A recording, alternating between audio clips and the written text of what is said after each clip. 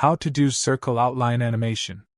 To begin, I added a video to my timeline and I would like to create an animated circle around these white cows. First, in your toolbar, click and hold on the rectangle tool and then select Ellipse tool.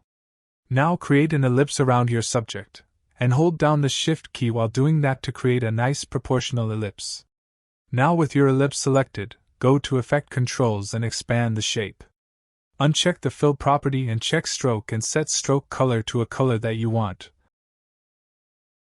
Also set stroke width to a value you want. Now extend the graphic length so it matches your clip. Then go to Effects panel and search for Clock Wipe. Drag and drop Clock Wipe effect into the start of your clip. If I play the video, you can see the result is not okay.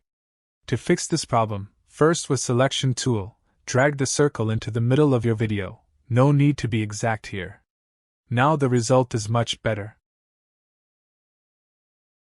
Right-click on your circle and select Nest. Set a name for it, and click OK. Now Premiere added this nested sequence to our project. Now you can move the circle to anywhere you want. Double-click on it in Program panel and move it. Anyway guys, thanks for watching and I hope you found this useful.